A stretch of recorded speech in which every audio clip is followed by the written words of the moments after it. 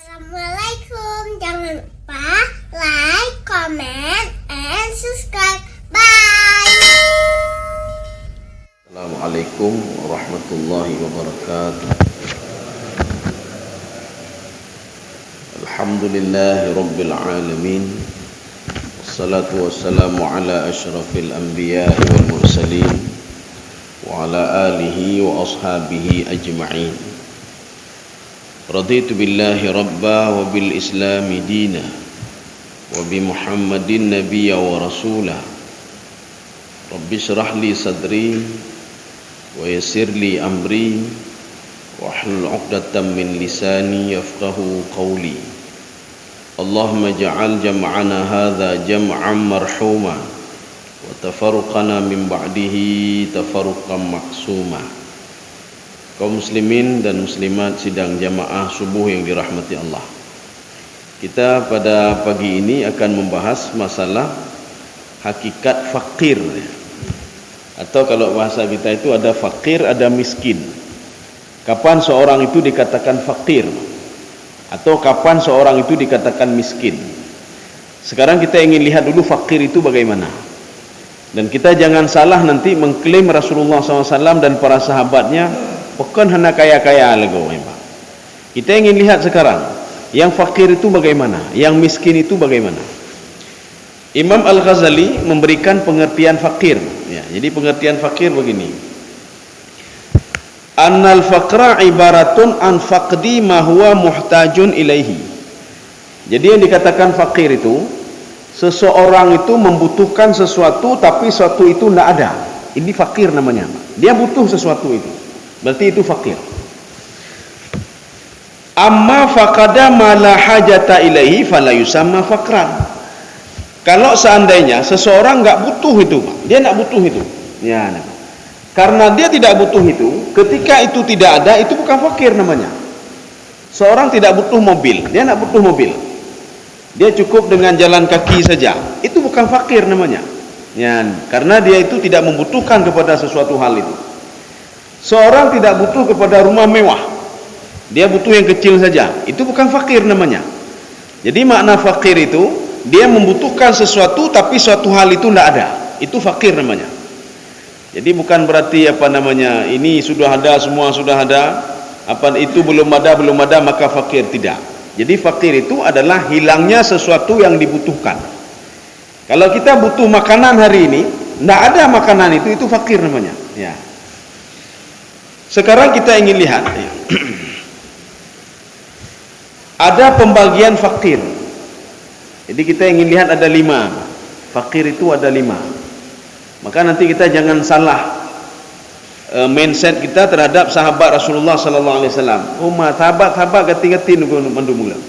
Kenapa miskin-miskin semua? Kenapa fakir-fakir semua? Kenapa tabi'in juga demikian? Ini kita lihat Pak, pembagian fakir itu ada 5. Yang pertama halatul ula. Itu yang keadaan yang pertama. Ini kalau istilah Imam Ghazali wahilal ulia. Ini fakir paling tinggi ini. Fakir paling tinggi. Ayakuna bihaitsu law atahu Allahul mal. Ya, ini sebelum kemari kita luruskan dulu masalah fakir itu. Fakir itu kan ada 2. Ini sebelum kita masuk kemari. Ada fakir mutlak. Fakir mutlak setiap kita itu butuh kepada Allah. Miskinkah dia, kayakah dia, punya fasilitas atau apa saja, seorang itu butuh kepada Allah. Kalau ada masalah selalu berdoa kepada Allah. Inilah yang Allah katakan, saya itu kaya dan kamu itu fakir. Ini fakir mutlak namanya. Tidak ada orang yang tidak fakir kalau dia dinisbahkan kepada Allah. Fakir mutlak. Yang kedua, itu fakir muqayyad. Fakir muqayyad akan kita bahas sekarang masalah harta nih. Masalah harta, masalah jabatan dan lain sebagainya, kenikmatan dunia dan lain sebagainya. Ini kita bahas yang kedua ini. Jadi kita tidak bahas yang pertama. Kalau yang pertama sudah jelas. Itu seorang itu sekaya-kayanya Nabi Sulaiman. Nabi Sulaiman berdoa juga kepada Allah. Ya Allah, jangan berikan kekayaan ini kepada orang lain. Berdoa juga Nabi Sulaiman. Kemudian Nabi Daud juga berdoa.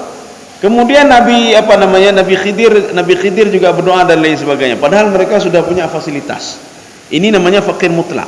Kita membahas fakir yang kedua, fakir harta dan lain sebagainya. Maka fakir yang kedua ini itu dibagi 5. Yang pertama, ayakuna bihaitsu law atahu Allahul mal lakarahahu wa ta'adza bihi wa haraba min akhdhihi.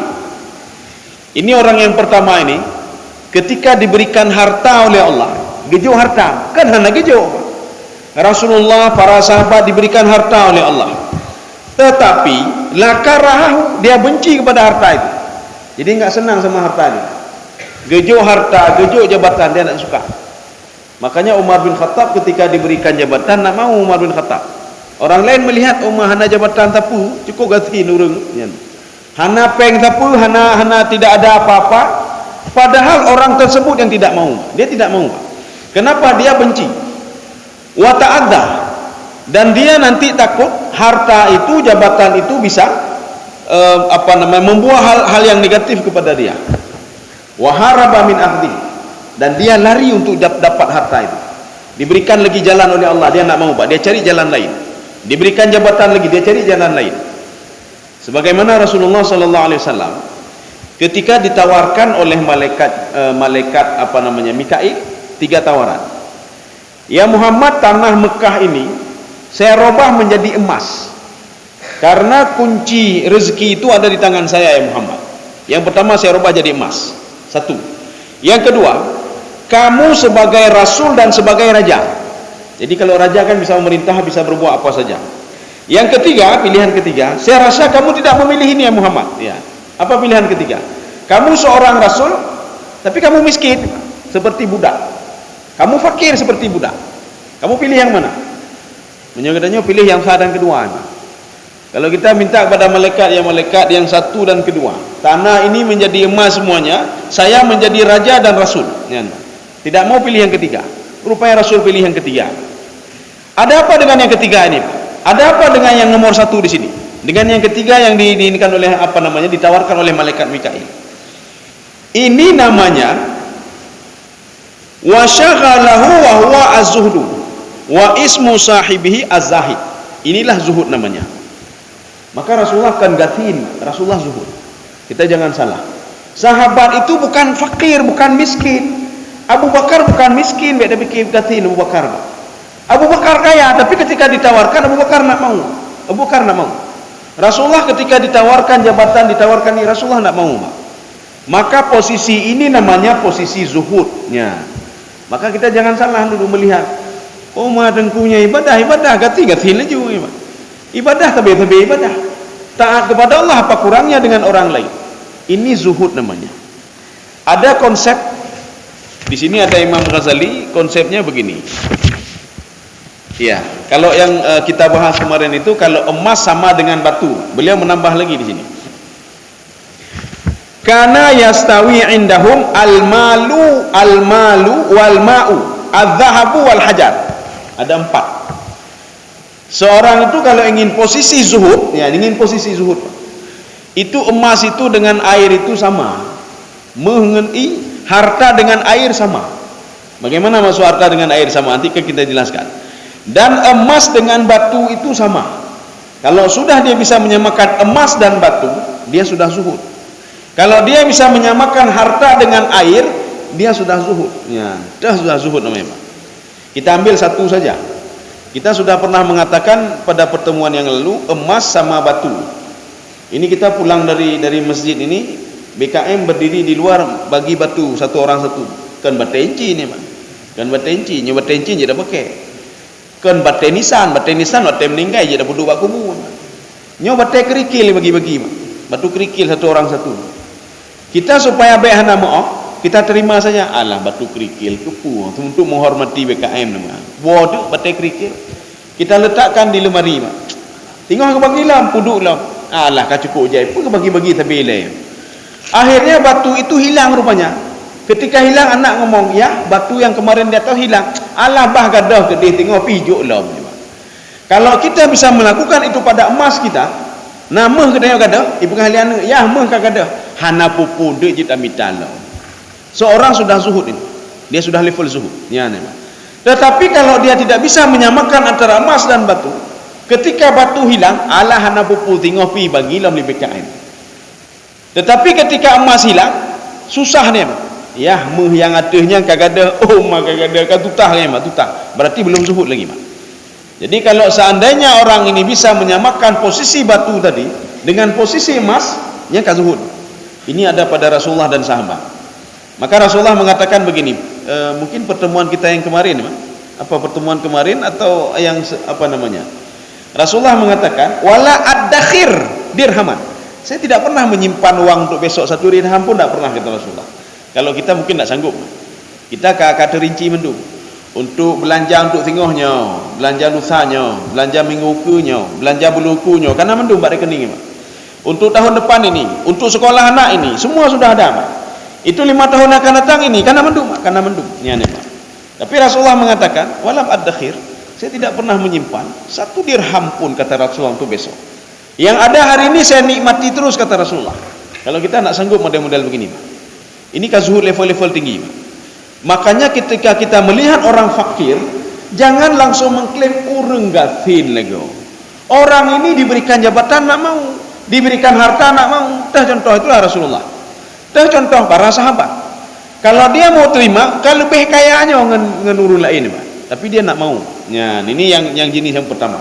Ini namanya orang zuhud namanya. Jadi baik dah fikir pun rumah orang bukan lagi. Padahal zuhud kenyang, gejoknya hang getim. Gejoknya hang getim, gejoknya hang getim, mana hang getim. Sekarang yang kedua. Yang kedua, ayyakuna bihaitsu la yarghab fihi. Seorang itu dia sama harta ndak diharapkan sekali. Hanapi je cik, munyo napi hana buku, Pak. Ini orang kedua ini. Makanya ketika Allah memberikan sedikit, tak apa-apa, dia terima saja. Ndak diberikan pun tak apa-apa, ya, Pak. Orang yang pada posisi ini, ya, ia ragabatan bi farahi li husulihi. Dan kalau dia dapat pun, dia tidak senang sekali. Diberikan jabatan, diberikan harta pun tidak senang sekali. Diambil, tidak apa-apa juga. Tidak apa-apa juga. Dia terima apa adanya. Gejo, gecok, hana gejo, pi hana buku. Ya, Allah mengatakan, nyonit lonjok, jecit, hana buku. Nyole lonjok, jecit, tapi hana lu harapkan, kata orang tadi. Kalau orang zuhud tidak, dia tidak mau. Orang yang pertama tidak mau dia. Bahkan dia lari dari harta itu. Saya nak mau, ya Allah. Saya nak mau. Gejo lam, nak mau saya. Gepetapa lam, saya nak mau saya. Ya, ini orang yang kedua ini, wala yakunu karahatu. Dia tidak benci sama harta itu. Yang nak benci, nyorong pun benar, benci ke harta tadi. Tapi kalau ini tidak benci. Bukan berarti melihat harta dia lari, tidak. Gejuk jecit, hana gejuk jecit. Ya, ni orang begini. Ini namanya yusamma radiyan. Nyorong ka ridha, dia ridha, Pak. Ridha apa saja. Ridha kalau di dalam bahasa awam itu, ridha itu menikmati, menikmati hidup. Diberikan oleh Allah sekian, alhamdulillah. Ketika anaknya diberikan sembuh, alhamdulillah. Gejuk sakit lam, jeci ya Allah, anak buku ya Allah, alhamdulillah. Mungkin ini pelajaran bagi saya, ya Allah. Engkau sedang melirik saya, ya Allah, melihat apakah saya sabar dalam mendidik anak saya, ya Allah. Ya, nih, Pak. Ketika anaknya macam-macam, alhamdulillah. Mungkin ini pelajaran bagi saya, ya Allah. Kenapa pelajaran? Saya dulu pernah melawan orang tua saya, sekarang anak saya melawan saya, ya Allah. Mudah-mudahan dengan anak saya melawan saya bisa merubah perangai saya. Dulu saya pernah melawan orang tua saya minta maaf sama orang tua saya. Ya, ini orang seperti ini namanya radiyan namanya. Inilah level yang didapatkan oleh sahabat radhiyallahu anhu wa radu'an. Ya, radhiyallahu anhu. Maka sahabat hendak kaya-kaya kecuali apa? Utsman bin Affan. Utsman bin Affan. Maka Utsman bin Affan itu kan luar biasa. Dan beliau itu setelah kaya sekali, hendak bakhil juga. Beliau juga dermawan sekali. Ya, ini Utsman bin Affan. Maknanya hartanya tidak bisa mempengaruhi dia. Hartanya itu tidak bisa mempengaruhi ibadahnya. Hartanya tidak bisa mengurangi ibadahnya. Bahkan makin bertambah beliau beribadah kepada Allah Subhanahu wa taala. Ini level yang kedua. Ini namanya radiyan, orang ridha. Ridha menerima apa saja, tapi tidak benci sama harta. Ya, yang pertama tadi benci kepada harta, sehingga dia namanya zuhud, ya, orang ini zuhud. Sekarang yang ketiga, ayakuna wujudal mali ahabba ilaihi min adamihi li raghbati lahu fihi, walakin lam yablugh min raghbatihi ayyan hadda li talabihi. Ya, ini agak beda sedikit, turun sedikit lagi. Dia cinta kepada harta. Dia cinta kepada harta. Tetapi harta bukan segala-galanya. Dia cinta kepada jabatan. Tetapi jabatan itu bukan segala-galanya, dan dia bukan memforsir dirinya untuk mencari harta tadi. Ya, jadi nak memforsir dirinya. Tidak ada cari siang malam supaya dapat harta itu, tidak. Ini orang ini namanya qanaah, ya, orang qanaah, Pak. Qanaah itu menerima apa adanya. Maka qanaah itu di bawah ridha. Kalau ridha, dia tidak mengharap dan tidak membenci. Tetapi kalau ini, dia mengharap harta itu. Lun mehut menyona jabatan mehut, ya. Lun nyo mehut cit, tetapi tidak berusaha semaksimal mungkin untuk dapat. Keput tak dapat ceroba. Menyo mentemeh, hana mentemeh kaku, ya, hana pupu. Ini dia ini di bawah level apa namanya, ridha tadi, di bawah level ridha. Kalau ridha itu di bawah level zuhud, kemudian ridha, kemudian qanaah. Jadi dia sudah ada qanaah dengan apa yang sudah ada, menerima apa adanya. Jadi bukan mepepek benda. Dia sudah berusaha, dia dapat sedikit, mani tak lego. Hana sesuai dengan yang lu kerja. Tak sesuai. Dari pagi saya kerja sampai sore tapi tak sesuai. Tinggal binan lam nya udah anak qanaah nanya. Orang yang qanaah dia berusaha, dia suka sama harta itu, dia suka kejabatan. Ketika dia cari harta itu, sudah dapat harta itu, tetapi diberikan sedikit oleh Allah. Hana pupulci, yang qanaah dia qanaah. Jabatan begitu juga, dia mengejar jabatan, tetapi bukan mengejar memforsir diri untuk mengejar jabatan, tidak. Ibadah juga dia kejar juga, ya. Tetapi diberikan sedikit oleh Allah. Ini orang ini masuk kategori yang ketiga, yaitu kategori orang-orang qanaah ini, Pak. Ya, orang qanaah, menerima apa adanya. Sudah, ini fakir tadi, Pak. Sekarang masuk yang keempat. Ayakuna tarakuhu at-talab li'ajizihi. Dia ini tidak sanggup memang mau cari harta, tidak punya apa-apa, fisik enggak mendukung, semua enggak mendukung, tapi dia menghendak ke harta ini. Dia menghendak sekali kepada harta ini. Bagaimana caranya supaya dapat harta ini? Ini fisik enggak mendukung. Ini modal tidak ada, apa-apa tidak, tapi harus dapat itu. Harus dapat itu. Wa illa bahwa raghibun fihi raghbah. Dia itu memang senang sekali kepada harta. Ya, tetapi tidak mendukung, ini tidak mendukung. Lau wajada sabilan ila talabihi walau bita'ab, dia akan mencari cara walaupun dengan cara yang susah payah. Harta itu harus dia dapatkan. Ya, harus dia dapatkan harta itu. Ini namanya haris. Haris itu sama seperti tamak, ya, Pak. Seorang tamak. Jadi tamak nyomuhuci, ya, Pak. Tamak terhadap harta. Ini adalah apa namanya, kelompok-kelompok yang Rasulullah katakan dalam Al-Quran, urung tamak, ya, Pak. Urung tamak, fakir jenisnya tamak. Rasulullah mengatakan, barang siapa yang bangun tidur, wa dunya akbaru hammihi, di kepala dia dunia saja, siapapun dia, Pak. Orang kaya pun dia, miskin pun dia. Kalau orang miskin home lah, hanam demenya orang kaya, ya, Pak. Orang kaya, dia baru bangun tidur, di kepala dia terbayang harta saja, dunia saja, akan diberikan 3 penyakit oleh Allah Subhanahu wa taala. Salah satunya adalah yang di tengah-tengah, Pak, al-fakru. Dia kaya tapi fakir. Inilah fakir haris namanya. Enggak yang kaya, tapi tak kala orang lagi orang geti nih, Pak. Lagi orang geti. Selalu enggak cukup, padahal semua sudah ada. Waktu datanya yang kiban nengku proyek leuda, oh mahana cantegai. Hana cantegai. Yang proyek di negara ke hana canji, padahal banyak sekali sudah hartanya. Yang di Medan hana can. Mandu hana can ya. Kenapa? Karena dia mau ingin lebih lagi, Pak. Ini namanya orang kaya tapi miskin, nyan, Pak. Orang kaya tapi gatin, Pak. Orang kaya tapi gatin. Contoh. Ada anak yatim, tidak ada ayah, tidak ada ibu, yatim piatu, nyan, Pak. Kalau kita tanya mana ayah, kamu meninggal. Homa, kamu meninggal. Makanya dia itu diasuh oleh orang lain. Ada satu lagi, ada ayah, ada ibu, tapi posisi dia seperti anak yatim piatu juga. Kenapa demikian? Hantan merumpok ngayah, hantan merumpok ngemak, hanai perumun liah, hanai perumun lima. Ini yatim piatu juga, padahal orang tuanya masih ada. Ya, sama seperti tadi. Orang ini kaya tapi merasa tidak kurang, selalu kurang, tapi omanya kurang. Ini lebih parah lagi dibandingkan orang miskin, Pak. Ya, nih. Kalau orang ini masa nggak cukup, yang karena mitalom. Sehingga apa? Setelah dia cari, dia kumpul dapat 1 miliar, 2 miliar, 3 miliar. Kah sakit, lagi kita cerita berusaha. Sudah sakit ya, Pak. Udah sakit. Akhirnya istrinya membawa dia ke rumah sakit. Omanya kah sakit dia. Harta yang dia dapat tadi 5 miliar tadi untuk mengobati dia lagi, Pak. Ubat meo Singapura, me kedai macam-macam me kapulih. Patai kapulih pengali nang mita lompeng bang mita lom. Ge mita long. Abe ke mita kahel lah kata kil. Ubat long ngempeng mita bunuh. Titik urho lengan, Pak. Kapan dia nikmati hidup? Pajak nikmati hidup. Kalau terus begitu. Ya, nih, Pak. Ini masuk kategori keempat ini. Namanya haris. Haris itu apa? Tamak. Kan haris biasanya itu dah dengar nan urang haris. Kelompok-kelompoknya ada ni, Pak. Ini haris dengan sin, Pak. Sin. Ya, kalau itu harisun. Ya, ini dia penjaga kalau ini. Kalau ini bukan haris, ini artinya apa? Orang tamak terhadap harta. Padahal sama dia sudah ada harta itu. Inilah yang Rasulullah katakan. Kalau di kepala seorang itu yang terpikir dunia saja, maka dia akan diberikan penyakit 3 penyakit. Yang pertama, alhammu la yang qati. Selalu gundah dia. Ini proyek diambil orang lain bagaimana? Pihana mangat. Mana nikmat kalau demikian? Tidur sedia enak gara-gara mikir proyek besok takut diambil oleh orang lain.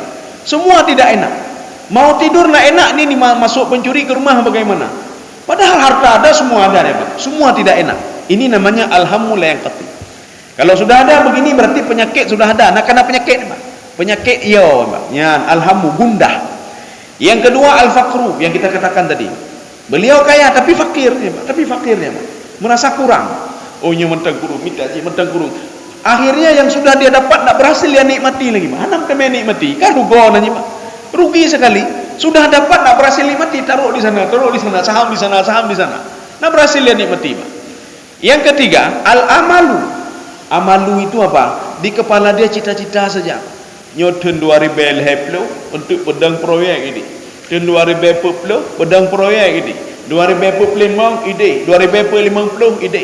Tegelam 2050 akan meninggal, ya, Pak. Besok sudah meninggal dunia. Maknanya apa? Kepala dia itu saja terpikir, Pak. Hanya terpikir nyuma tentu bang. Mati besok bagaimana? Mati lusa bagaimana? Hanya terpikir, ya, Pak. Karena kematian kan tiba-tiba akan meninggal ini. Maka meninggal itu bukan gara-gara sakit, gara-garanya, Pak. Meninggal sudah sampai ajal. Maka kalau ditanya, apakah meninggal? Sakit, Pak. Sang meninggal gara-gara sakit, Pak. Cuma perhatikan orang, ketika dia mengunjungi rumah kita, ada yang meninggal di rumah, selalu bertanya, sakit nih, Pak. Sang meninggal gara-gara sakit nih, Pak. Tak jauh baju, katruk ajal lah jauh, Pak. Ya, apa gara-gara sakit? Nanti jauh lina, hanya sakit pada hai, ya, Pak. Hanya sakit pada hai, tak sakit. Atau dijawab oleh bapak satu lagi, kemarin saya barusan minum kopi sama beliau. Sang je kopi hana mati-mati, Pak. Saya baru minum kopi sama beliau. Barusan saya ngomong sama beliau. Sang kepegah habanya gara-gara kepegah haba hana mati-mati, ya, Pak. Jadi meninggal itu bukan gara-gara sakit, bukan gara-gara ketabrak dan lain sebagainya. Sedang salat pun kita bisa meninggal, sedang tidur pun kita meninggal. Yang jelas kita minta kepada Allah, ya Allah matikan saya dalam keadaan husnul khatimah. Sekarang kita ada teman akrab kita, besok kehanali teman akrab ini. Kemarin itu ada teman dengan anak-anak kita. Sekarang anak-anak kita tidak ada lagi, istri kita tidak ada lagi, suami kita tidak ada lagi, ya. Kaum muslimin sedang jemaah yang dirahmati Allah. Ini yang keempat.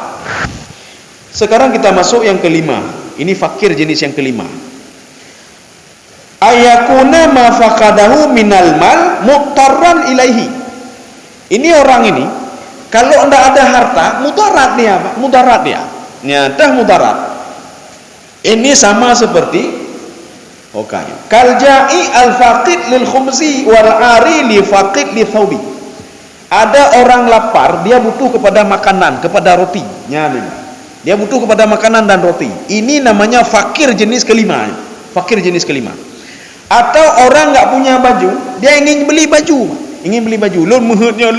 Itulah tadi yang kita katakan tadi, Pak. Yang kita katakan fakir tadi, seseorang sudah hilang apa yang dia butuhkan. Yang dia butuhkan sudah hilang. Ya. Maka ini masuk yang kelima, ini namanya mutarun, namanya mutarun. Mutarun itu omanyo makanan hanaunya gemita juga. Ya. Sehingga namanya mutarun. Berarti tadi sudah 5. Ini 5 ini dinamakan dengan fakir.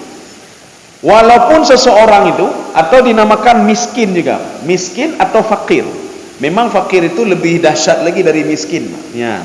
Kalau miskin itu beliau butuh 10 tapi dapatnya 7. Ya. Hari ini butuh kebutuhannya 10, tapi dapat 7. Kalau fakir itu butuh 10, dapat cuma 4 atau 3. Ya. Ini kalau dalam teorinya Imam Asy-Syafi'i. Dia butuh 10 untuk anaknya, untuk ini, untuk itu. Tetapi yang dia dapat cuma 3. Ini fakir namanya. Ya. Ini 5 ini namanya fakir. Seorang butuh kepada itu. Rasulullah kan hanya butuh ke harta, butuh, tapi beliau nak mau, Pak.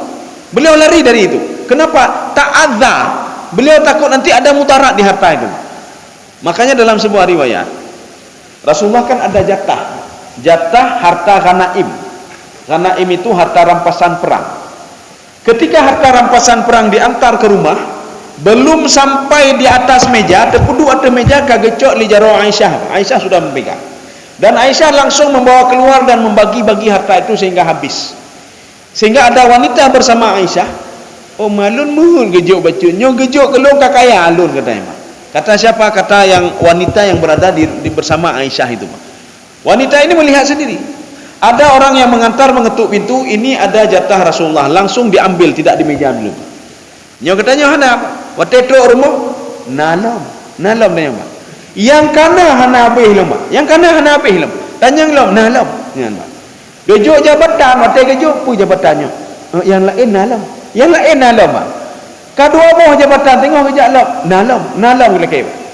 Makanya Ibnu Adam itu Rasulullah mengatakan saking tamaknya dia, kalau diberikan satu lembah emas itu jangankan 7 keturunan, 30 keturunan hana habis-habis Mak. Ini lembah telawah mendumai. Hana habis-habis, jangankan 7 keturunan, 100 keturunan, 1000 keturunan hana habis-habis Mak. Tapi dia berani, dia minta lagi. Dia minta apa? Ada 2 lagi. Nalom 2 buah. Diberikan lagi nalom. Kapan dia berhenti? Rasulullah mengatakan dia berhenti sampai tanah itu menyumbat mulutnya. Apa maksudnya? Ketika dia meninggalnya hanalah kele pun adalah kele rumah akan meninggal dunia. Ya. Kaum muslimin sedang jamaah yang dirahmati Allah. Sekarang kita memperhatikan di sini ada hadis Rasulullah sallallahu alaihi wasallam. Maka kita jangan salah paham terhadap hadis ini. Rasulullah mengatakan begini, ada 2 hadis yang bertolak belakang. Sebenarnya tidak bertolak belakang. Hadis mana itu? Rasulullah sallallahu alaihi wasallam mengatakan begini, ini hadis pertama. A'udzubika minal faqri. Ya Allah, saya mohon perlindungan dari Engkau, jauhkan saya dari fakir. Ya. Gimana jauhkan dari fakir? Sedangkan Rasulullah tadi fakir, masuk fakir yang pertama. Apa maksud ini, Pak? Kita akan jelaskan nanti, Pak. A'udzubika minal faqri. Ya Allah, saya minta ini jauhkan dari fakir ya Allah. 1. Hadis yang pertama. Hadis yang kedua. Kadal faqru ayakuna kufran. Itu orang fakir itu dia bisa kesempatan untuk menjadi kafir. Ya, Pak. Maka Rasulullah benci kepada kufur, kepada fakir. Kan sudah bertolak belakang. Hadis yang pertama Rasul minta, ya Allah, jauhkan saya dari fakir. 1. Hadis yang kedua Rasulullah mengatakan kefakiran itu lebih dekat kepada kufur. Kemudian ada hadis lain, ahyini miskinan wa amitni miskinan. Ya Allah, hidupkan saya dalam keadaan miskin, matikan saya dalam keadaan miskin. Kan sudah bertolak belakang ini. Sebenarnya tidak bertolak belakang. Sebelum kita jawab ini, nanti ada hadis. Kalau kita baca hadis itu kan banyak. Ada hadis Bukhari saja cerita. Ada hadis Muslim saja. Ada hadis Al-Bukhari wa Muslim. Maknanya hadis ini dua-dua diriwayatkan oleh Imam Al-Bukhari dan Muslim sehingga disatukan. Bukhari Muslim ada meriwayatkan. Tetapi kalau diriwayatkan oleh Imam Bukhari saja, tidak diriwayatkan oleh Imam Muslim. Imam Muslim tidak diriwayatkan oleh Imam Bukhari. Ibnu Majah tidak ada oleh imam lain, kecuali nanti Al-Bukhari wa Muslim wa Ibnu Majah. Itu tiga perawi itu ada meriwayatkan hadis ini. Nanti kalau kita melihat, jangankan di hadis Al-Bukhari dan Muslim, Ibnu Majah, Daruqutni dan lain sebagainya, di dalam satu hadis saja, ya, ada menurut kita itu bertolak belakang. Padahal tidak bertolak belakang. Ini seperti seorang sahabat mendatangi Rasulullah. Ya Rasulullah, amal ibadah paling baik itu apa ya Rasulullah? Paling bagus? Rasulullah menjawab, salat pada waktunya. Pemuda ini langsung menyimpan di filenya, Pak. Amalan yang paling afdal itu adalah salat pada waktunya. Besok ada yang bertanya lagi, ya Rasulullah, amal ibadah paling baik itu apa ya Rasulullah? Berbakti kepada kedua orang tua. Langsung dia simpan dalam filenya. Amal yang paling baik adalah berbakti kepada kedua orang tua. Besok ada yang tanya lagi, ya Rasulullah, amal ibadah apa yang terbaik ya Rasulullah? Rasulullah mengatakan al-jihad fi sabilillah. Jihad di jalan Allah Subhanahu wa taala. Akhirnya dia simpan dalam file kepalanya, ibadah paling afdal itu berjihad di jalan Allah. Tiga pemuda ini, kalau dia ketemu dan atau orang lain mengkaji hadis, apa katanya? Na'udzubillah min dzalik.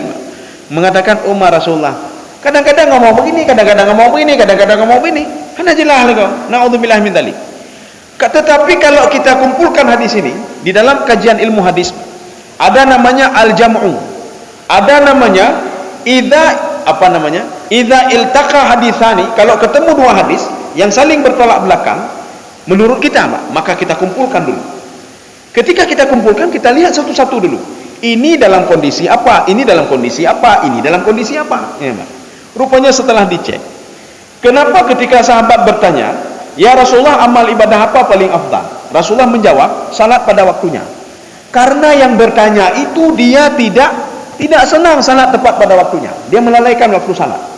Maka karena yang bertanya itu lalai, maka Rasulullah menjawab, "Untukmu salat tepat pada waktunya." Ya. Ketika didatangi lagi yang selanjutnya, "Ya Rasulullah, amal ibadah apa paling baik?" Rasulullah menjawab, "Birrul walidaini." Berbakti kepada kedua orang tuamu. Kenapa demikian? Karena yang bertanya itu dia suka ibadah lain, ibunya ditinggalkan sendiri di rumah. Ibadah yang paling baik untukmu, kamu pulang ke rumah, ngejaga mak gede, nepemano mak, ganti pakaian orang tua, kasih makan orang tua, itu yang terbaik bagimu. Daripada kamu pergi berjihad, kamu buat ini, kamu buat itu, orang tuamu sendiri. Pulang-pulang sana, kata apa namanya. Sudah. Yang ketiga, berjihad di jalan Allah. Kenapa? Yang bertanya dia tidak senang berjihad, dia maunya buat ini, bersedekah dan lain sebagainya. Ketika yang bertiga yang bertanya, "Ya Rasulullah, amal ibadah apa paling baik?" Rasulullah mengatakan, "Untukmu berjihad di jalan Allah." Ya, maka kita harus satukan semuanya. Lagi orang buta ketika mereka itu pegang gajah. Orang buta yang pertama dia pegang gajah, rupanya rumah iku. Waktu maiku rumah gajah hubut lagi, puji perkara itu dah gajah ini. Bohong semua, gajah hubut tak. Dia pulang. Dia cerita tu gajah hubut tak lagi, puji raya. Oh, pengalu orang buta kedua jut, acilun teh jak ni. Orang buta kedua dia pergi, rupanya terpegang pahanya, kaki gajah. Oh, mak gajah lagi bintih lagi, mak. Puji perkara hubut, bintih panjang lagi bintih kayak mana? Oh, mana bintihnya? Akhirnya apa? Datang lagi orang yang lapor dia, gajah lagi bintih. Coba saya lihat ya, pengalu orang kelih buta kelih, ya baliklah. Roh gemat belalainya. Waktu dia pegang belalai, oh, mak gajah lagi ulu lagi, puji perkara lagi bintih. Akhirnya dia pulang lagi, hana betih orang, gajah lagi ulu. Oh, coba saya lihat di pengalu orang kepun, mak. Rupa jipah gemak dia pinyung, mak. Oh, mak gajah lagi payung, ubir ya payung. Akhirnya mereka yang mendawa tu. Ipegah yang pun gajah itu seperti kecil gajahnya, nem pegah lagi bintih, nem pegah lagi ulu, nem pegah lagi payung. Akhirnya yang mendawa satu sama lainnya. Ketika mendawa satu sama lainnya, sekarang bagaimana? Dikumpulkanlah semua. Gajah itu kecil betul ekornya, gajah itu lagi bintih betul kakinya, gajah itu seperti ular betul belalainya, gajah itu seperti payung betul telinganya.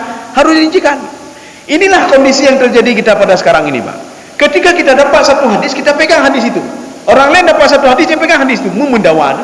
Nyo hadisnya kebegah bino. Hana ron kabidah ron. Yang betul hadis lo ni pegang orang lain. Yang betul talun, yang betul talun. Akhirnya sudah bentuk kelompok-kelompok. Kedih yak binah haju, hanjit teman yang lewat depan kamu. Drah na betul. Orang lain binakit, drone yang bidah. Drone penghuni neraka, ka tutah lemah. Padahal hadis itu satu, Pak. Tidak ada hadis palsu, bukan palsu hadis itu. Ya, ini begitu juga. Apa yang dimaksud oleh Rasulullah? Allahumma ahyini miskinan. Ya Allah, hidupkan saya dalam keadaan miskin. Padahal pada kesempatan Rasulullah mengatakan, jauhkan saya dari miskin ya Allah. Yang dimaksudkan di sini, Allahumma ahyini miskinan. Hidupkan saya dalam kondisi zuhud ya Allah. Ya, nih Pak. Miskin yang pertama tadi. Ya Allah, jadikan saya ini orang zuhud, orang ridha, orang qanaah ya Allah, menerima apa adanya ya Allah, nih Pak. Kan diterima doa Rasulullah. Rasulullah kan apa adanya. Irumuh kadang-kadang katanya wa Aisyah. Aisyah ada apa hari ini? Ada air, alhamdulillah, cuci. Ada apa hari ini? Korma, cuci. Ada apa hari ini? Roti, cuci. Ada apa hari ini? Tidak ada apa-apa, lu puasa. Katanya hana model bina. Ada apa hari ini? Roti. Dah ada apa roti, Pak? Roti tapi. Ada apa hari? Tidak ada apa-apa. Karena ada bupo, Pak. Tuh bupo kanan, Pak. Nyan, Pak. Jadi artinya apa? Rasulullah berdoa, Allahumma ahyini miskinan. Ya Allah, hidupkan saya dalam keadaan miskin. Miskin yang mana? Miskin level 1, 2, 3 tadi, Pak. Jadi Rasulullah minta jadikan saya orang zuhud, ya Allah. Orang yang tidak kepada harta ngejuk lunjih loh. Ini maksudnya hidupkan saya dalam keadaan miskin, zuhud. Hidupkan saya dalam keadaan qanaah. Saya menerima apa adanya. Dan hidupkan saya ya Allah dalam keadaan ridha ya Allah. Menerima, saya terima ya Allah. Kau berikan ini saya terima. Kau berikan itu juga saya terima ya Allah. Ya, Pak. Yang dimaksudkan oleh Rasulullah tadi, kadal a'udzubika minal fakri. Jauhkan saya dari fakir. Fakir yang kemana? Yang kelima tadi, Pak. Yang keempat dan kelima. Jauhkan saya dari fakir ya Allah. Fakir yang bagaimana? Sudah punya harta tapi saya masih kurang, saya minta lagi, saya cari lagi ya Allah. Jangan jadikan saya seperti itu ya Allah. Dan jangan jadikan saya orang tamak, satu. Dan jangan jadikan saya seperti orang apa? Ketika lapar sekali mencari harta, mencari ini, dan saya apapun saya lakukan untuk mencari harta, saya tidak mau ya Allah. Ya, maka kita jangan salah paham. Ketika Rasulullah berdoa begitu, maka ketika Rasulullah mengatakan, saya orang paling miskin di dunia, ya, maka jangan salah paham juga. Itu tamai itu ceramah. Itu saya orang paling gatin, engkau Muhammad. Ini bisa menjadi bahan olok-olok orang orientalis, Pak. Apa jadi olok-olok? Nabi umat Muslim gatin dah, fakir. Puja ke Nabi fakir, karena tepu-tepu yang banyak. Maksud Nabi, saya dan keturunan saya adalah orang fakir di dunia. Maksudnya apa? Orang zuhud, orang qanaah, dan orang ridha. Saya ridha, maka sahabat dia ridha semua. Ridha terhadap keputusan Allah. Nyan maksudnya. Bukan maksud gatin terlantar begitu, tidak, tidak. Rasulullah beliau cukup. Bahkan beliau ketika melamar Khadijah itu sampai berapa ekor unta. Unta kan mahal sekali sekarang. Aduh, unta aja no. 70 juta ya, unta, Pak. 80 juta batan naik 30 juta, Pak. Bahkan Rasulullah dalam riwayat sampai berapa? 100 atau lebih daripada 100 ekor unta. Rasulullah kaya ada, Pak. Cuma Rasulullah mengatakan, ya Allah, nepeji'uh yang kelun ya Allah, nepeji'uh ya Allah. Jadikan saya zuhud. Jadikan saya qanaah dan jadikan saya ridha ya Allah. Ya. Maka yang dimaksudkan di sini lagi, kadal fakru ayakuna kufran. Itu orang fakir tadi, fakir yang mana? Fakir jenis keempat dan fakir jenis kelima, Pak. Ini dikhawatirkan dia bisa kafir. Ya, nih, Pak. Hati-hati fakir yang keempat juga. Fakir yang keempat dia banyak harta, tetapi masih kekurangan. Lungkurung yang gemita alom apapun dia lakukan gemita juga, Pak. Orang seperti ini bisa kufur ya, Pak. Kufur apa? Kufur nikmat juga. Dia setelah diberikan oleh Allah, dia tidak pandai berterima kasih kepada Allah sehingga je kebakhilan, Pak. Kerit. Nyo harta lum teme kepulun jo kedua, kepulun bayu takut nyan. Inilah yang dikhawatirkan Rasulullah, Pak. Fakir jenis keempat. Dia banyak harta tapi fakir. Nyan, Pak. Atau yang kelima. Yang kelima ini, apapun mau dia lakukan untuk mendapatkan harta itu. Dia sudah lapar hari ini, Pak. Apapun mau dia lakukan. Maka orang seperti ini dikhawatirkan jadi kufur. Maka yang terjadi sekarang, ada orang-orang itu bisa pindah agama, itu gara-gara yang 4 dan kelima. Bukan 1, 2, 3, tidak. 1, 2, 3 memang permintaan, Pak. Ada harta dia menjauh. Saya tidak mau ya Allah. Lunhan ya Allah. Lunhan ya Allah. Ya. Makanya Rasulullah itu level pertama. Kita kalau tidak sanggup juga level pertama, paling enggak bisa level kedua. Tidak sanggup level kedua, sanggup belum. Paling enggak kita level yang ketiga. Level yang ketiga artinya kita qanaah. Qanaah apa adanya. Gejo oleh Allah, alhamdulillah. Hana gejo, hana bupu, Nyan, Pak. Dan kita tidak menginikan onyo bementeme tengok, tidak, supaya jangan tidak jadi fakir yang kelima. Kaum muslimin sidang jamaah yang dirahmati Allah. Ya, saya rasa cukup sekian yang kata baik panjang-panjang tak. Insyaallah pertemuan selanjutnya, apakah nanti kita lihat nanti, apakah kita lanjutkan masalah fakir juga, ini fakir mutlak ya, nanti kita lanjutkan atau kita mencoba pembahasan yang lain. Mudah-mudahan ada manfaatnya bagi saya sendiri dan jemaah sekalian. Subhanakallahumma bihamdika, asyhadu an la ilaha illa anta, astaghfiruka wa atubu ilaik. Assalamualaikum warahmatullahi wabarakatuh. Terima kasih.